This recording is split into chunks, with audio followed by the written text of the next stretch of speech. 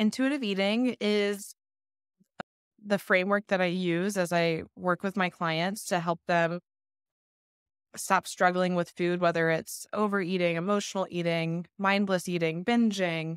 Uh, So basically, it's a framework that helps you to get away from dieting and feeling like you're obsessing over food, which is a lot of times the mindset that comes along with dieting.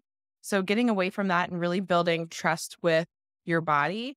And so really a lot of what we focus on with intuitive eating, if I were to even just like sum it up with a couple phrases, it's all about listening to your body cues for how to eat. So it's, eating when you're hungry, stopping when you're full, eating foods that are satisfying, and paying attention to how food makes you feel. And so it's actually research based, backed by over 150 studies that show that it's a much healthier, much sustainable approach to improving someone's health and well-being compared to dieting. And I think, you know, people are coming to terms with how unhealthy dieting and diet behavior is with, the fact that it's just so unsustainable. So it leads a lot of people to kind of go on the diet, go off the diet, have that yo-yo approach, which can be really unhealthy for someone's metabolism and just metabolic health in general.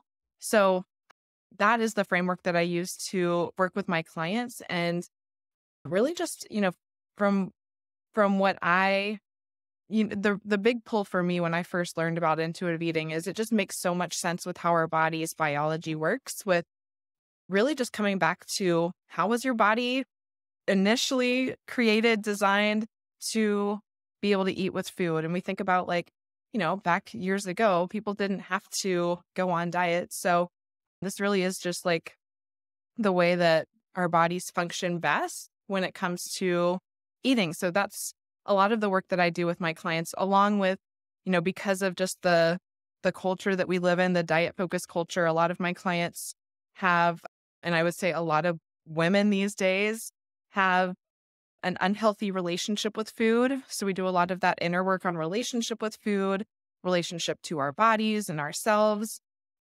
And so, yeah, to your next question on how does that potentially help us have a more intuitive approach to self-care, at the core of intuitive eating is this deep trust with ourselves. Mm.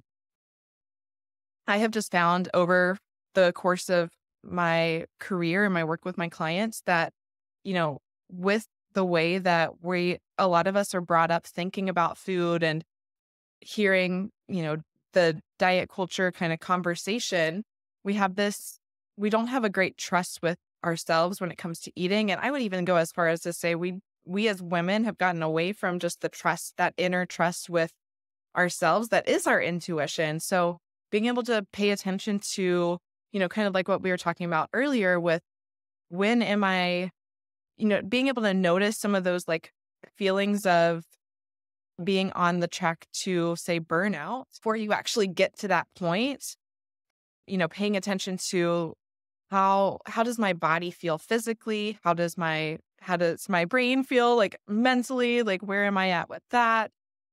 And being able to notice when are things kind of getting off before I actually get to that point of like I am like in burnout. I need to just stop everything altogether because I'm so far gone with burnout. I think that is really where just listening to and that trust with ourselves kind of comes in, and being able to pay attention to like the cues that our body's giving us that, all right, we need like a little bit of self-care today, or we need a little self-care week where we just unplug or we go on vacation or we go to the spa. So I think that's really where, something that I work on, we don't, when I work with a client, we're not working solely on food all the time because a lot of it is interconnected to all of these other pieces. So really at the core of it is just building trust with yourself and being able to listen to your body and your body cues and being able to take action from that place, whether it's like I'm hungry, I need to eat a snack, or it's I'm, full. I should stop eating now and not continue eating and end up overeating. Or maybe it's like, I'm feeling really emotionally drained right now because I've just been spent and I just haven't poured into myself. So I just need some alone time. I just need to like, one of my favorite things personally is going to a coffee shop and just like sitting alone and having a coffee by myself.